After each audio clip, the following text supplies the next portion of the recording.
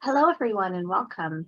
My name is Kim Peak. I work with the Interior Health Research Department and also the BC Support Unit Interior Center. I'll be your host for today. We would like to respectfully acknowledge that UBC Okanagan is situated on the traditional, ancestral, unceded territory of the Syilx Okanagan Nation, where I'm also located today. We would also like to acknowledge that you might be joining us from many other places near and far, and we would like to humbly acknowledge the traditional owners and caretakers of those lands as well. Welcome to the 10th annual Okanagan Embrace Aging Month, and thank you again for joining us.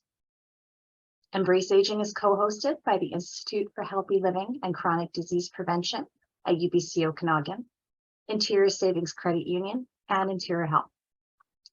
UBC Okanagan has joined the global network of age-friendly universities, formalizing its pledge to make UBCO more accessible, intergenerational, and committed to research programs that are informed by the needs of an aging society. If you would like to know more about the Age-Friendly University Initiative, have suggestions, or would like to get involved, please contact the Aging in Place Research Cluster, and we'll share that information in the link in just a moment. The email is aging.inplace@ubc.ca. Embrace Aging Month was launched 10 years ago to celebrate and raise awareness about positive aging, and has once again organized a number of educational opportunities and events during the month of March.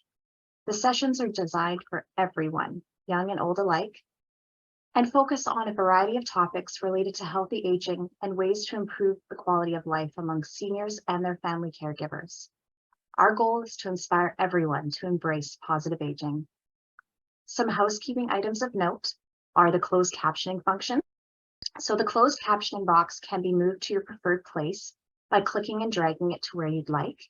You can also turn off the closed captioning, select the hide caption button on the menu bar, and this is located at the bottom of your screen. Questions, please type any questions or comments for the speaker into the chat box during the presentation. We will ensure to read your questions at the end of the presentation. So today's event is brought to you with the support of Embrace Aging Month. And the session today is titled Advanced Care Planning, Who Will Speak for You?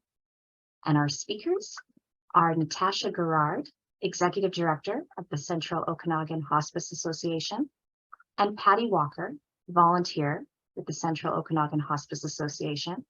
Patty is also an end-of-life doula, member of the End-of-Life Doula Association of Canada, and she's with the BC Centre of Palliative Care, Advanced Care Planning Facilitator Training. Take it away, Natasha and Patty. Thanks, Kim, for that introduction. I just want to also respectfully acknowledge that we get to live, work, connect, and heal within the ancestral, traditional, and unceded territory of the Syilx Okanagan Nation and BC Métis Nation peoples, and all First Peoples of Canada, whose presence continue to enrich our vibrant community. Today, we will be delving deeper into the specifics of advanced care planning. The information shared today and the questions asked will hopefully help you set your path to being more confident in completing your advanced care plan. Next. So today's overview will include how to look at advanced care planning, the think, the talk, the plan, what is a substitute decision maker, and how to identify yours, how to start the conversation about advanced care planning, who to discuss and share wishes with, and how to prepare an advanced care plan. And before we get started, I just want to give you a little bit of background about the Central Okanagan Hospice Association. We're proud to be supporting the Central Okanagan for over 40 years. We are a volunteer-driven organization with 110 volunteers who help provide emotional, social, spiritual, and practical supports for individuals who are living with a life-limiting illness or at end of life. Our programs are offered in people's homes, long-term care, assisted living, hospitals, hospice house, as well as we provide an array of grief and bereavement services. Public education is obviously a key priority of ours, and today we get to talk to you about advanced care planning. Next. Planning for our health and personal care is one component of overall life planning and is just as important as financial and estate planning. It is for every adult and not just for people who are aging or who are ill. Estate planning, as an example. We make wills to say what we want done with our assets when we die, and if needed, to appoint guardians to look after our children. Financial planning. We save money for school, major purchases, and retirement. And in addition, we buy insurance in case something happens to us, our house, our car. Personal care planning is we make preparations for day-to-day life decisions, such as living arrangements, our diet, our dress, our exercise, what we drive, where we drive, our profession, and deciding who we want to connect with and have those contacts with, and participate in cultural traditions that are important to us. With healthcare planning, we prepare for changes in our health, so we're ready to make those decisions. We also prepare for situations where we are not able to speak for ourselves and decide who will speak for us if that happens. Just like you review when you update your financial and legal plans for each stage of your journey, your healthcare plans should be updated too. Making an advanced care planning legal document is not mandatory, but it gives you control over the care you receive and how you want to live. Next. What is advanced care planning? It is a process that involves thinking about and sharing your wishes and preference for healthcare and personal care with people you trust.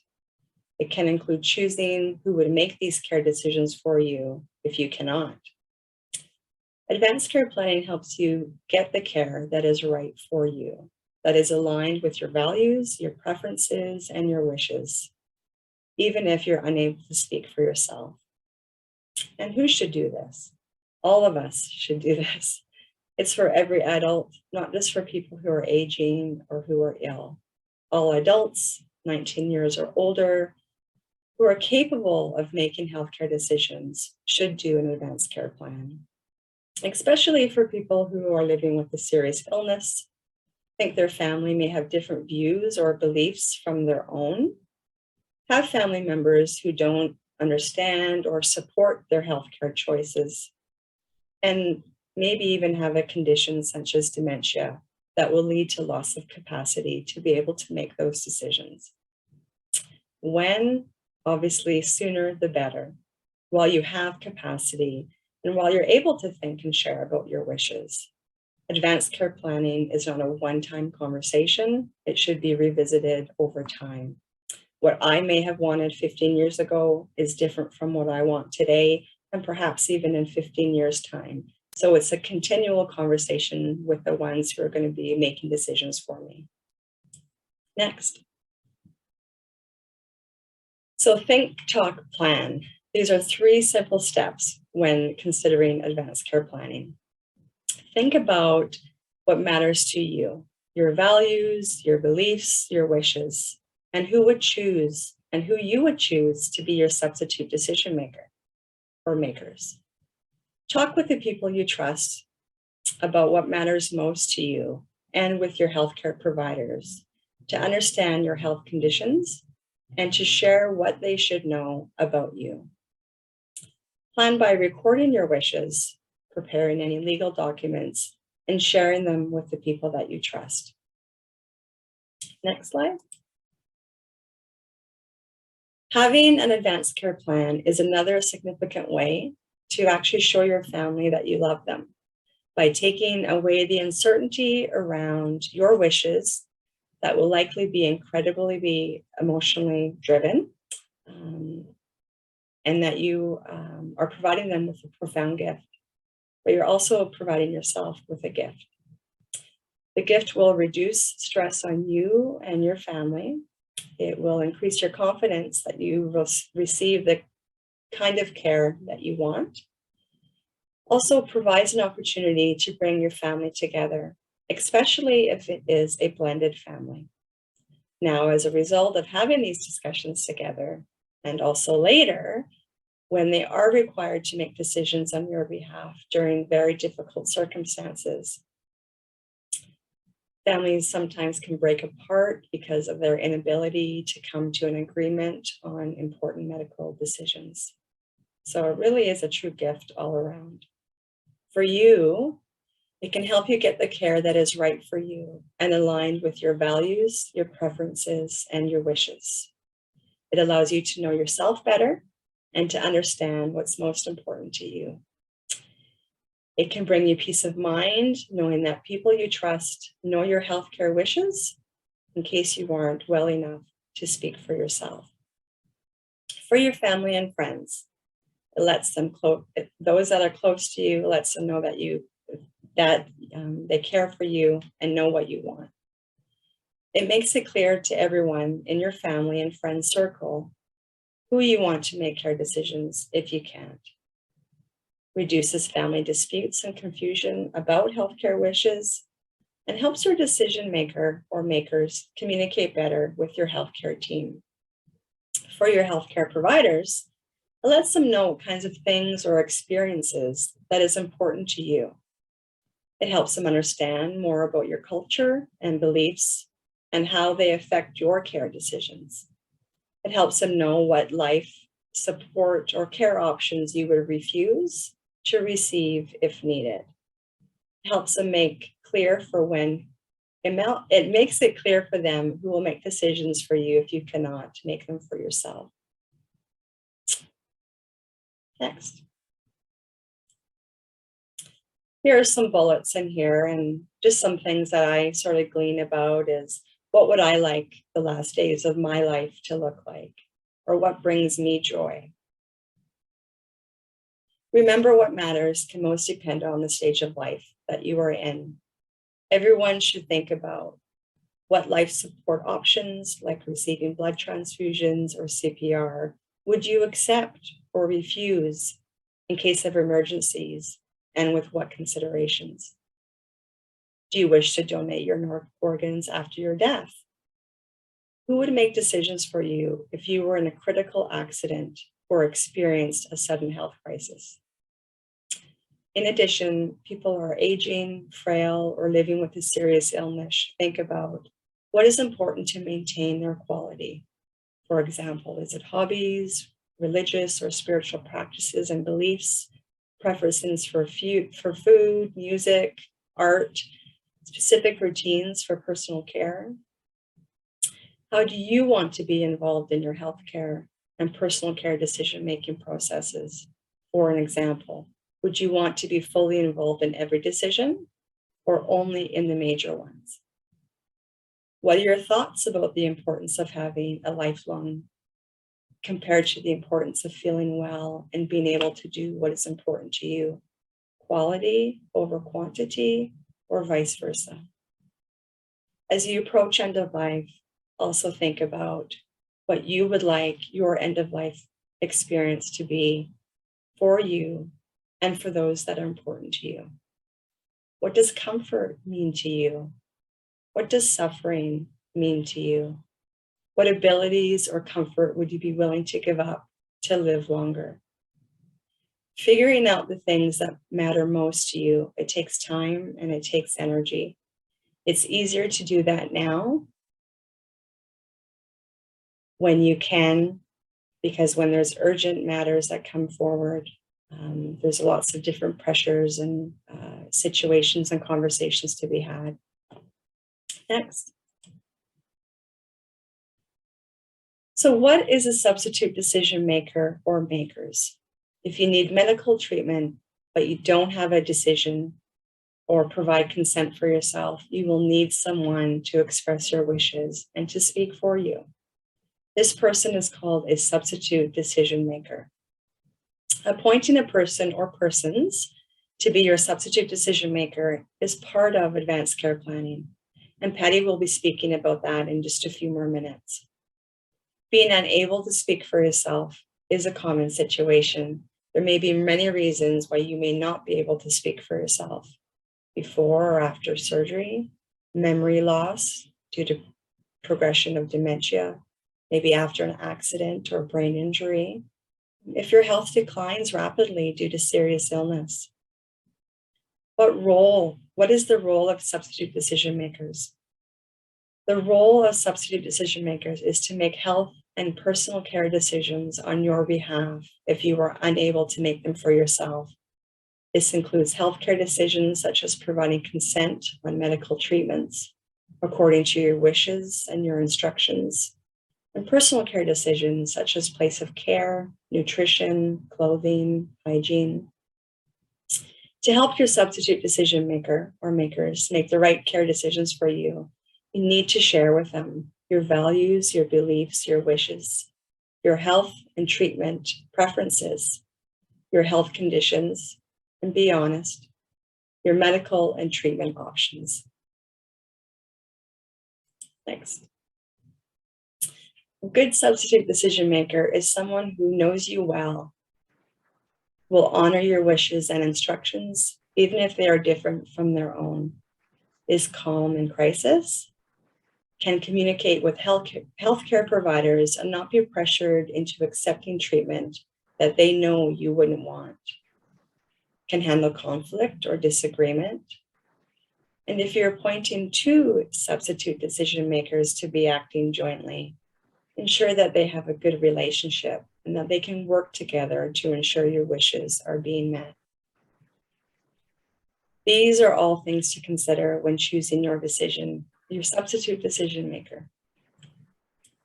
Now we're going to get into the part about talk, and we're going to share with you a little video, and Patty is going to carry forward our conversation after the video.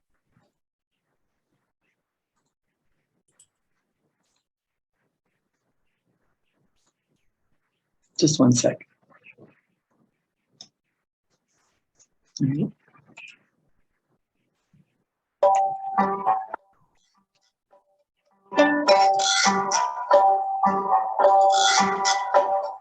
My name is Diana, and we and I are husband and wife.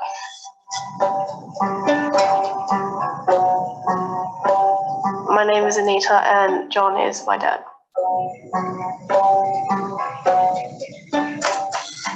My name's John. I'm Quibby's husband.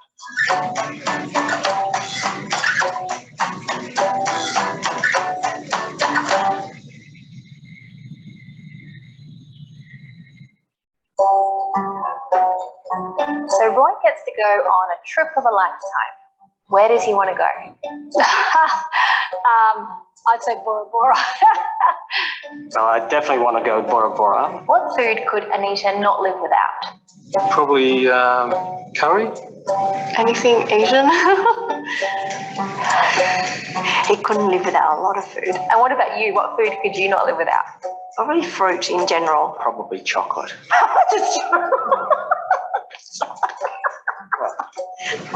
Anita asked me, so what's this about? So I don't know.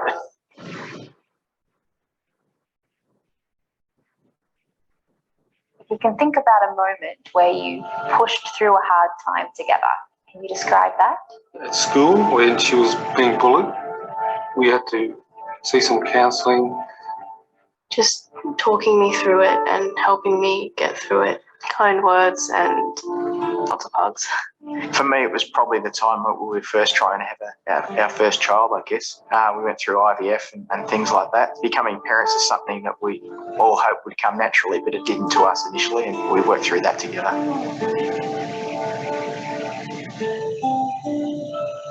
Roy's hurt in a car accident. He needs a breathing tube for the rest of his life, and he'll never speak again. Would you consent to this? Well, yeah, I would, yeah. No, I wouldn't. Definitely not. I don't think I would want to burden anyone with that. So I'd rather not. Yeah. Anita had 3 months to live. Treatment would give her an extra 2 months, but she would never see outside of a hospital. Would you consent to treatment? Yes, it was difficult. It's 2 months, you know, it's just 1 week, 2 months, any time. Not at all. No. That's unexpected. I don't want to be kept in a hospital for forever. John has had a massive stroke.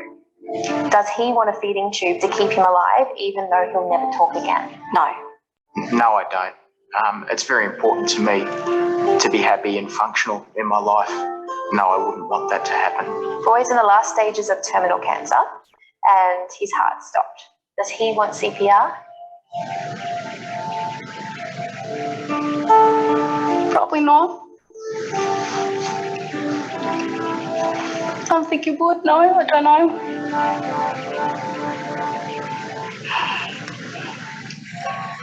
So how do you both feel after answering those questions, and why? It felt quite confronting in a way.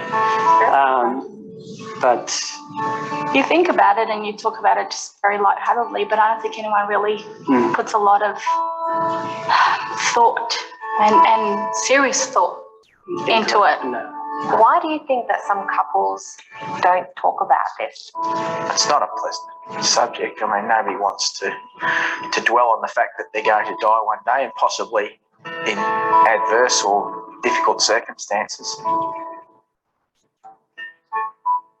So if I was to tell you that advanced care planning is essentially a conversation that helps your loved ones know what medical treatment to choose for you if you had a sudden event, what would you think about it now? I think it's a great idea. Yeah, absolutely. It's important, not just for yourself, but more so for your family, I think. Definitely have to have a bit more of a talk. And it's not just about the two of us. We also have kids and all that kind of stuff, yeah. So there is a bit we need to consider, yeah, 100%.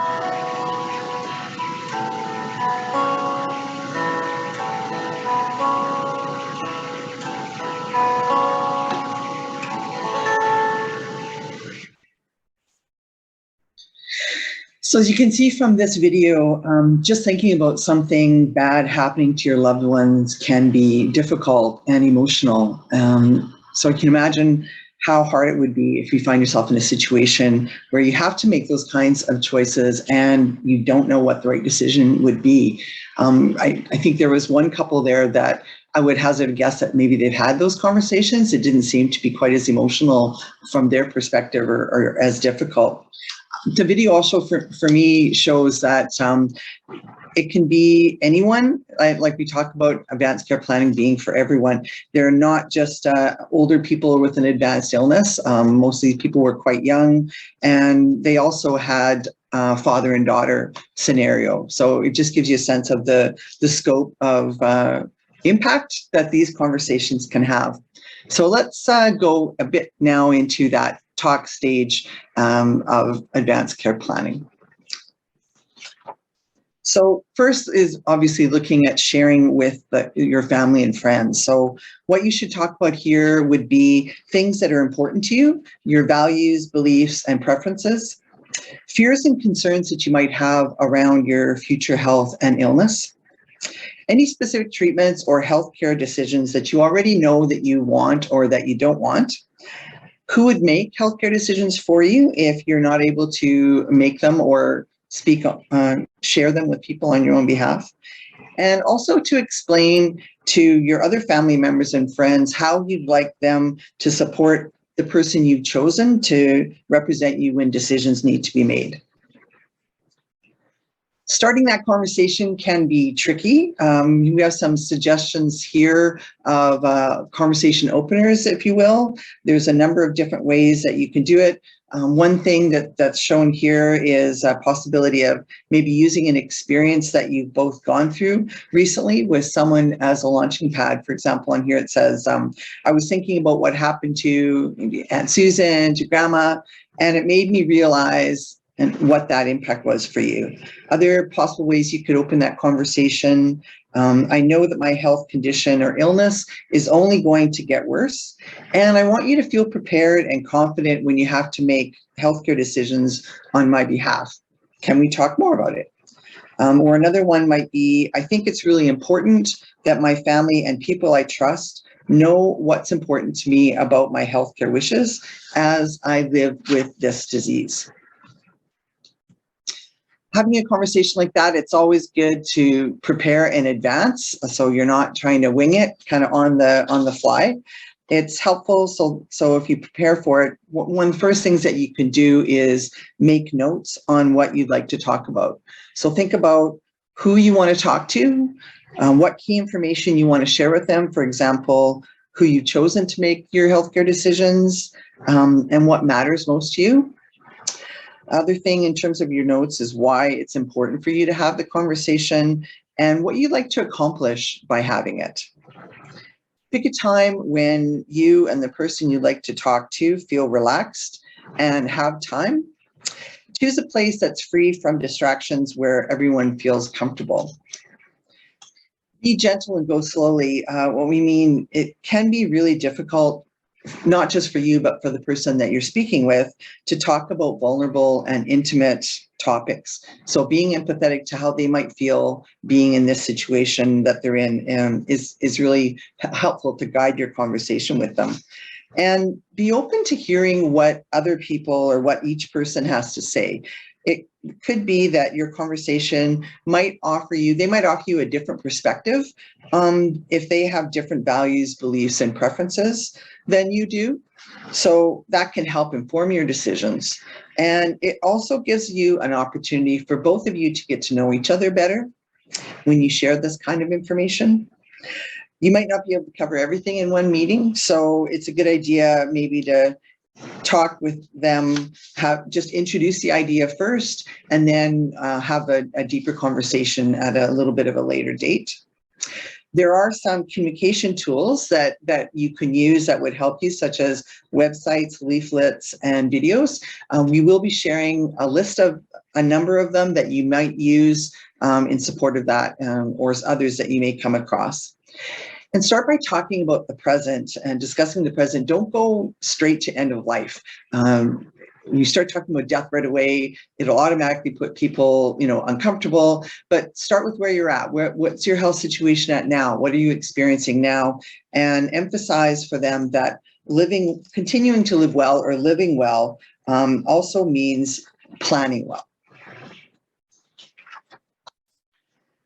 In addition to your family and friends, it's also a good idea to talk with your healthcare providers. If you have a health condition or a serious illness, you'll want to talk to all your providers, your doctors, specialists, nurse practitioners, etc., and get information from them about your health that can help you when thinking about what matters most to you. Some of the questions you can ask are indicated here, but how do you expect my illness will progress over time? How will my abilities and my life overall be affected by this progression? What kind of healthcare treatments might I be looking at as my illness progresses? And what are the benefits and risks of those treatments? Would life support treatments, for example, be considered for me during that progression? For example, would I need to be fed through a tube, hooked to a ventilator, or any other life support means to keep me alive? And once you've had a chance to talk to them about that, take some time to reflect on their answers. What you learn from them will help you think about what your wishes and preferences are if you come into a situation such as the ones we're planning for.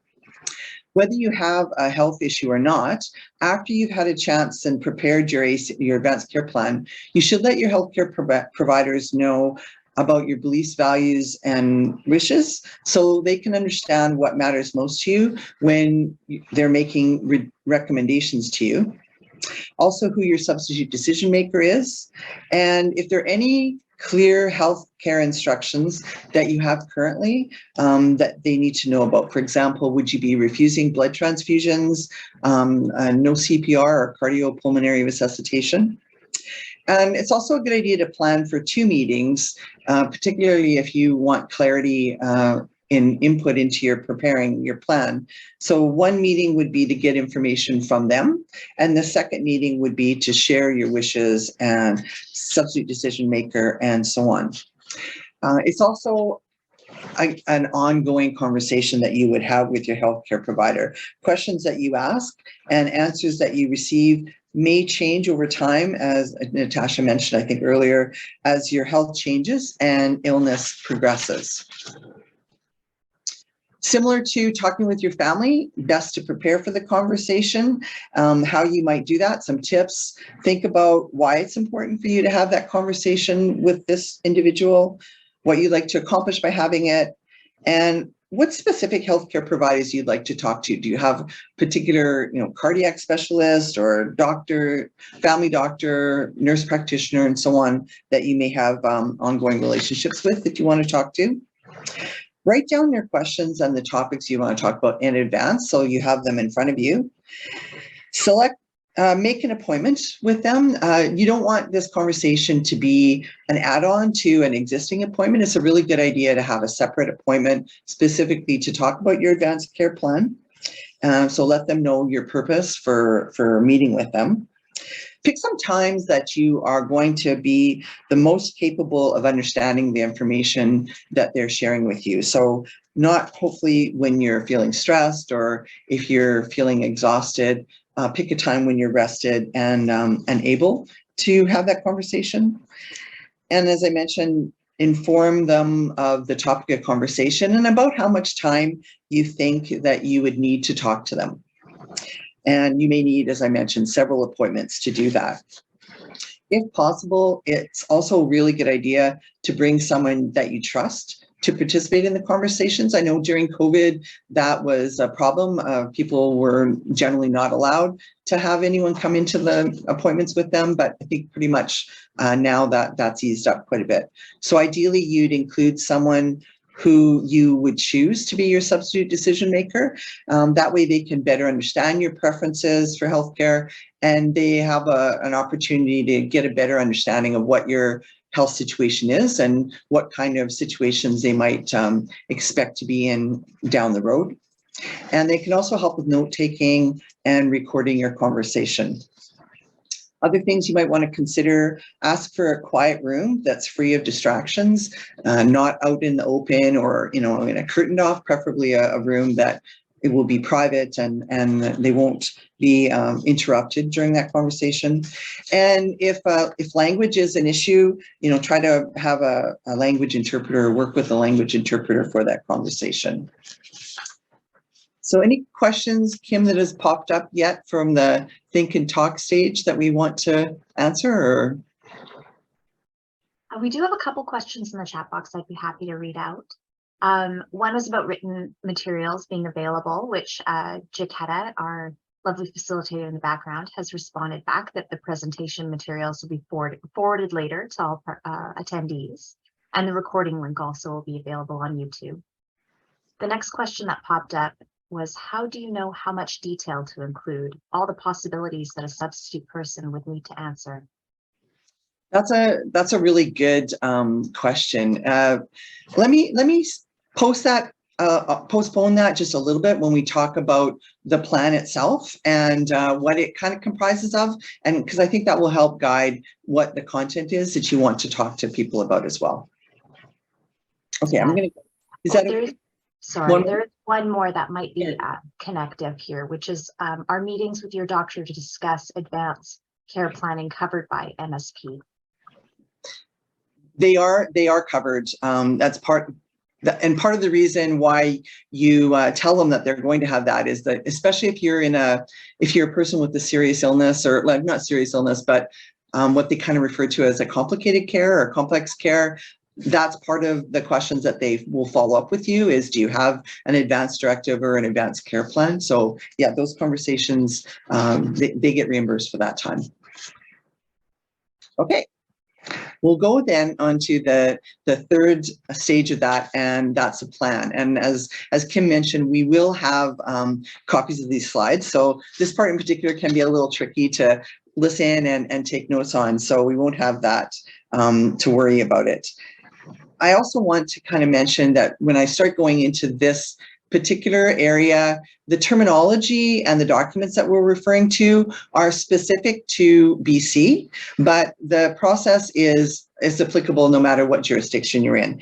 But every legal jurisdiction does use or may use different terminology and documents. So you might hear other terms being used like healthcare agent or proxy instead of representative or substitute decision maker, but the gist of them is the same. And so no matter where you happen to be someone who's coming into the Embrace Aging from another location, just to clarify for you that these are specific to BC. So when we prepare an advanced care plan, it can help us clarify in our own mind our values, beliefs, and wishes around healthcare. And as we mentioned, it also helps those involved in your care, specifically people that would be your substitute decision maker, by having something that reminds them of what your decisions are. It's not just a verbal conversation, and they might, in hindsight, say, well, did we say that, or did we say this? And so it gives them something that can remind them of your conversation and help them guide decision-making that they have down the road. It also provides some form of evidence of your wishes if there's ever a disagreement. And, it's possible that you may choose a treatment that someone else in your family wouldn't agree with. And so if there's a disagreement between family members, it's clear this is what your wishes were, and it helps your substitute decision maker to be able to respond to any kinds of issues like that. As long as you can still make your own decisions, your advanced care plan isn't used. You are consulted for all the decisions. The documents only come in play when you become incapable of making decisions around your care. One of the resources that's available to you is a document called My Voice. It's put out by the BC government. It looks, I don't know if it's shiny, but it looks like this. And we do have all the components or the forms that you need are available in there. There's other ways that you can get them as well, but that is one form. And COHA does have copies of those documents that I believe we would make available if people want a hard copy. They're also available online, and we'll share the link with you on that. So to start with, here's a summary of what's typically included that you see here in an ACP. I'm going to go through each of them in more depth of the details, but the first part is your values, beliefs, and wishes about future health and personal care. So what matters most? And this document, so this is something that can be written down. It can be an audio recording, it can be a video, but you're wanting to basically include information here that gives context for what does quality of life mean to you? Like Natasha, the question she went through at the beginning about what you should think about, summary of some sort that you think is relevant out of all those things that gives some context for people who are making decisions. And the reason why we want to include this portion is that it's very difficult for us to anticipate any scenario, like all the possible scenarios we might find ourselves in. So if we have something like that and your substitute decision maker understands your underlying beliefs and values, that gives them guidance if they have to make a decision in something that you hadn't talked about with them. Second thing is the contact information for your potential temporary substitute decision makers. I'll tell you about that in a sec. And there's also some other optional legal documents that you wish to make. One would be a representation agreement. That's used to appoint one or more people known as your representatives to act as substitute decision makers. And also something that's called an advance directive, which is another legal document. You use that to record instructions to healthcare providers about treatments and care options that you consent to or that you refuse. So going into these a bit more, so far, you've generally heard us, Natasha and I both talking about referring to a substitute decision maker as a single individual. But there's actually a few different ways that you can have decisions made on your behalf. And the first of these, as I alluded to, is a temporary substitute decision maker. That's something that's already available to you. You don't have to do anything to make that in effect. The second two do require legal documents. So temporary substitute decision maker. So this would be the situation if you need healthcare and you aren't capable to make the decision or to express the decision, and you don't have a representation agreement or an advance directive that speaks to the situation, then your healthcare provider will refer to a list that's been established by the province of who should be conducted or consulted and in what order. So that list is already established by the province, and healthcare providers know to follow that. The person that they would choose from that list then is called your temporary substitute decision maker. The authority of your TSDM only applies to a specific healthcare decision at hand. If another decision is needed after that down the road and you're still not capable of making the decision, your healthcare provider will go back to the list again and identify someone from that list. To qualify to be a TSDM, the person has to be at least 19 years of age or older in BC. That's particularly the age. They have to be capable themselves, have no dispute with you, have been in contact with you in the last 12 months, and be willing to comply with their duties as a TSDM. So as I mentioned, the healthcare provider will work down through this list. And so they would start with the spouse, if you have one available, or if not, then they'll go to an adult child next to the parent and so on. They'll work their way all the way down through this list until they can find someone who is able to speak for you. If they can't reach anyone, or there's no one qualified in these lists, they will then refer to someone authorized by the public guardian and trustee. That's usually an employee of that office. If you have more than one person in a role, for example, you may have two siblings, two brothers, or so on, all of the people at that category are ranked equally. So they don't take into consideration if one is older than the other. They all have equal value. And so usually the healthcare provider will pick whichever one they can reach first, or if you have them both, they will try to consult with them both. But it's usually for ease, whoever they can contact first. So as part of your ACP documents, in order to make sure that they can contact them, it's a good idea to include a list of all the names and contact information for the people who are in this list. So that would be phone number, not email, for sure.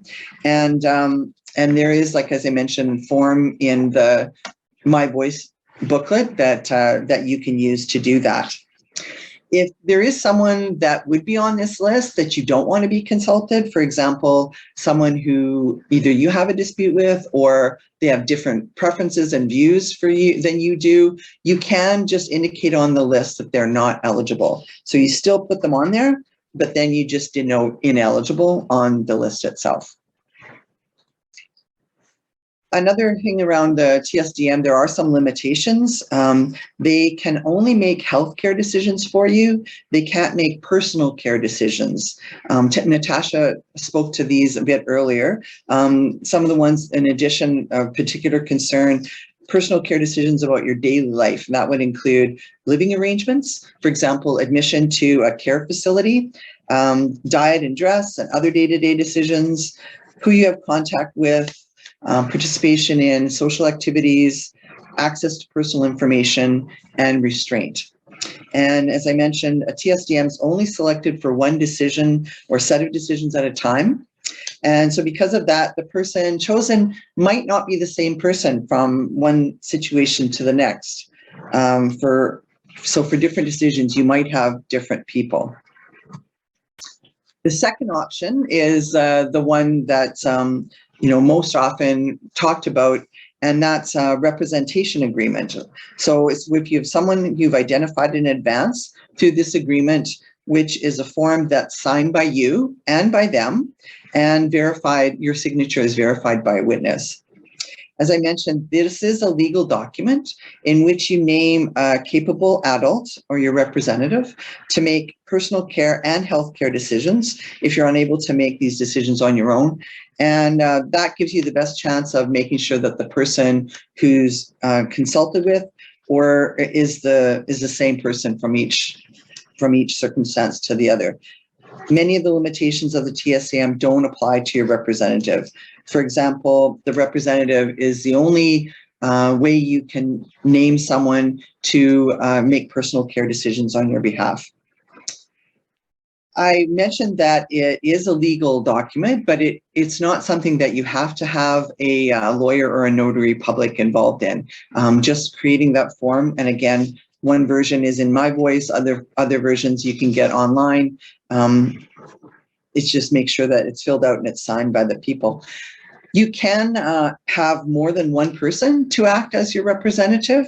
You can specify, for example, one person can make one decision and another person can make separate decisions. So you can have your primary or your person to make personal care decisions, and you can have someone healthcare decisions all in the same representation agreement. But if you do appoint two, unless they are specified as having different areas of authority, they do have to act together and unanimously unless your agreement states otherwise. So that's something that you really want to be careful of. Many people think, well, I want both of my children, my adult children, to participate in this, so I'm going to name them both. But that can be a problem if one of them isn't available. If you can't have both of them at one time, one is not being able to act, the other one actually can't step in without it. It's an all or none, or both or none. So that might not be what you want. So if you want one representative to be able to continue in the absence of the other person, your rep agreement does need to address that. So another way that you might want to treat it is to have one person be your main representative and another person named as your alternate. And you do need to specify in your rep agreement what the circumstances are that the alternate can act in place of the main person. And as I said, you don't have to have a lawyer, but there are some restrictions on who can be the witness. So the witness can't be a spouse, a parent, or a child of the representative that you've named in the agreement. And to make things just a little bit more complicated, in BC, we also have two different types of representation agreements with different forms and different areas that they can act in. There's a Section 9, which is considered an enhanced, and Section 7, which is a standard agreement. And the differences, key differences between these two relate to the requirement for capacity. Section 9, you must be a capable person to assign them in the first place. And the scope of healthcare decisions are different, particularly regarding life support treatment or life support care. And ability to make routine financial decisions. The Section 7 can do that, but there's no provision under a Section 9 to make financial decisions. Ideally, probably what you'd want to have is a Section 9, because the scope of the healthcare decisions they can make are much broader. And then you would use an enduring power of attorney, which is a separate appointment, to handle the legal and financial decisions. Both the Section 9 rep agreement and enduring power of attorney do require full capacity to appoint. So if you found yourself in a situation where you haven't been able, you haven't made those appointments and you were in a less than capacity, you do still have an opportunity to appoint a Section 7 rep, and that person can make personal care and many healthcare decisions and routine financial and legal decisions. So that's a fallback position that you have available to you, ideally with the Section 9 and enduring power of attorney though. If you do decide to appoint one or more reps, as Natasha mentioned earlier, it's really important to talk to your reps beforehand to make sure that they agree to this role and that they know your wishes. And again, although I've said that you don't have to have a lawyer, there are a few scenarios that it might be helpful to involve a lawyer or a notary, particularly if there are people with a diagnosis of dementia or other complex situations, especially if there might be any concerns about capability, such as with progression of dementia, if there's some concern that you might not have been capable at that point. If you anticipate that there might be family disputes or confusion over your healthcare decision-making, or if some of the requirements you have don't really fit into the standard template, make sure that you word things correctly if you do involve a lawyer.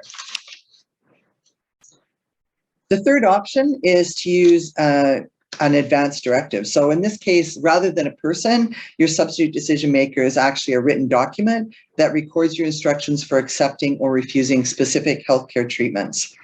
Again, you have to be capable to make an advance directive, and it only covers healthcare decisions, not personal care, financial, or legal decisions.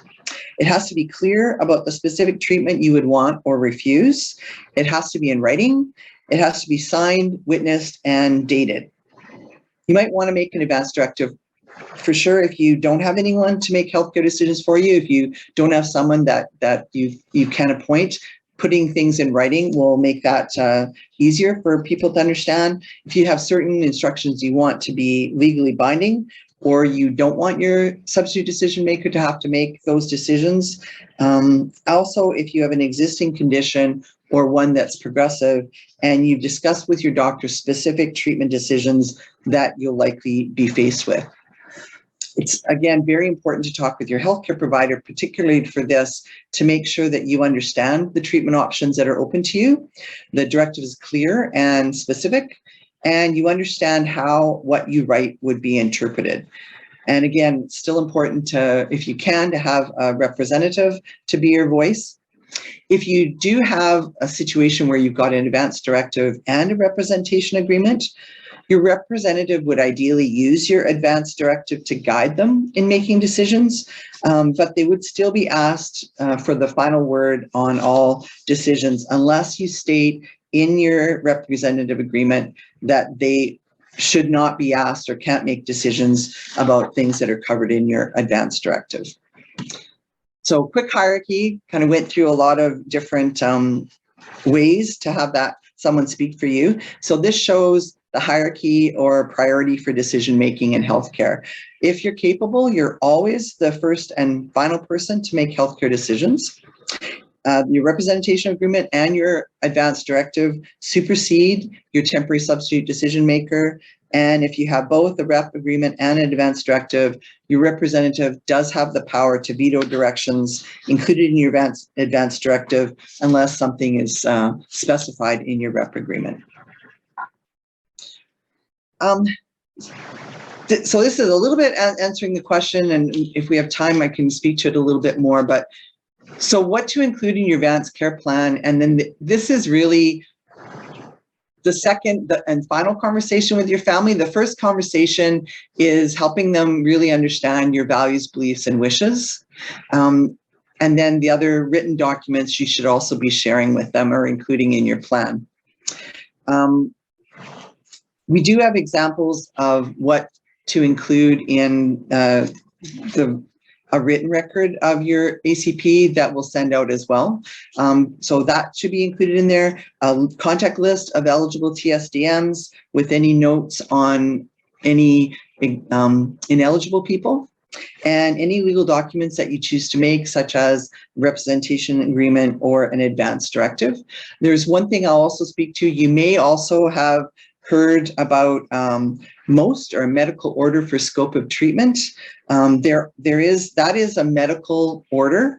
In BC, we have that, and we also have a no cardiopulmonary resuscitation. So these are documents that would be discussed with your healthcare provider and actually reside on your electronic file for healthcare providers to see. So it's good to keep copies of those along with your advanced care plan documents as well, so your decision makers have the full picture. It's also really important to make sure that if you do have a MOST and an advanced directive, that they're consistent with each other. I did hear someone who had an older MOST agreement, and then they'd updated it with an advanced directive, and the family had to share that advanced directive to basically override the MOST that was agreed upon with their provider before the advanced directive was done. And that's basically the documents that are included in there. And regardless of the documents, though, we kind of come back to this all the time of conversations being key. Having a written document isn't in itself enough. You need to have the conversations and then also share it. So you got plans, Keep them all together in a safe place where they can be easily found if needed, and make sure you tell your family where this is. And when I say safe place, I don't mean safe deposit box. We typically think, well, we'll put all our important papers in there. But if you're in an urgent situation and need to be making decisions about your health services, no one's going to have time or access to go to a safety deposit box. So don't keep them there. Make sure that you've got them someplace else. First responders do know to check on or near your fridge for most healthcare planning documents.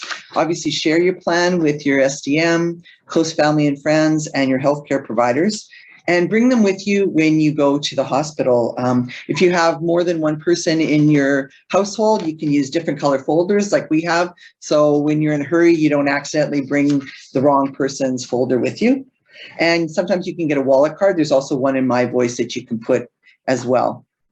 And as Natasha alluded to, review your plan. It's not a one-time thing. Things change. Our health, illnesses, and treatment choices may change over time. So as our health changes, so do decisions about what we consider to be tolerable and intolerable. What's tolerable in one circumstance, and when we're looking far down the road, might feel a lot different when we get there.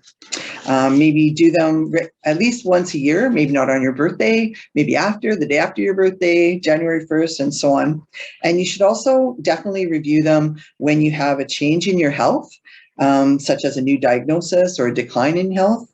Your life circumstances change, like if you move, or if your relationship with your substitute decision maker changes. For example, you get married, divorced, widowed, that sort of thing. And the same process, think, talk, and plan that we talked to before. We're running out of time, so that's all I'll say about those documents, and share the updated. We do have some tips to help you in your thought process. Talk to other people. There are some games we could give you links to if you're interested. Contact us, card games and whatnot, to help guide those conversations. The most important thing to me is give yourself time to reflect on your beliefs and wishes. We drive to that document so quickly, but the conversations that you have with people and the reflection that you have is going to be really important to making sure that those plans make sense as we go on. And you'll have a copy of this, so I won't speak to any more of these. There are a number of tools we will be sharing with you, publications. Pick some that are good for you. The one for me, the My Wishes, My Care, Thinking It Through, is a really helpful document to going through that process of identifying your wishes. There's also a document or a book that has on advanced care planning. Patientpathways.ca. It's not COHA endorsed, but if you go through that website, Connie also has a number of free webinars, and in April, she's putting on a number of them. April is Advanced Care Planning Month nationally, and there's a number of other workshops that you can attend, whether they're hers or others, that will help walk you through a bit more of that process of finding out what your values and wishes are. So really fast through that, and I know that your head might be spinning a little bit, but we'll have, I think, a few questions here. I'll stop sharing and we can switch to that portion of it. Thank you so much, both Natasha and Patty. That was a lot of amazing information. I know, I don't know about the attendees, but as I was writing down questions, you were answering them in slides to come. So I feel like that speaks volumes to the presentation itself. We do, noting the time, we do have time for a question or two. So I'm going to start with the first one, which is, who can you ask to be in this role if those you ask do not want to? Yeah, that is always a tricky part. And that's when the advance directive and having things in writing and following up with your care providers is going to be really key. Not all of us have somebody. So you can appoint them, but they can still refuse to do it. So that they'd be the first person that that the healthcare provider would go to. If they are not able to, then they'll go through that list of temporary substitute decision makers as a fallback. That's great. Thank you. And do we have time for more, perhaps? So once advance requests for MAID become legal, does this take precedence over the substitute person's directions? The substitute person is still the go-to unless you specify in that agreement that they aren't to be consulted for things that are in your advance directive. So they're both legal documents, but the substitute decision maker agreement is has precedence over that unless it's specified otherwise. And I will add, for MAID provisions, you do need capacity to consent to the provision. Yeah, and MAID is something that we actually can't do in advance at this point, I believe, with our legislation. So just because you have a MAID in your advance directive or with that doesn't actually permit a MAID procedure to take place. You have to go through a separate process to be approved for MAID.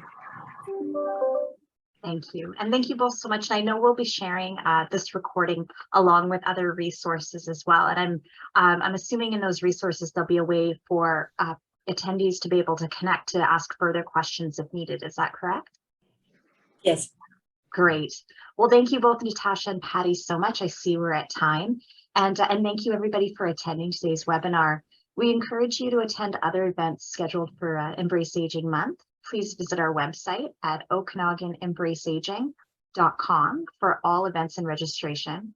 We look forward to growing this event in the Okanagan and encourage anyone interested in supporting Embrace Aging in the future to please contact us.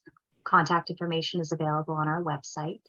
And you'll receive an email with a link to an online evaluation form. We welcome everyone's feedback and suggestions for planning Embrace Aging events in the future. So thank you again so much for joining us. Thank you to Patty and Natasha for your awesome presentation. And thank you to Jaquetta for making this seamless in the background. Take good care, everybody. Thanks.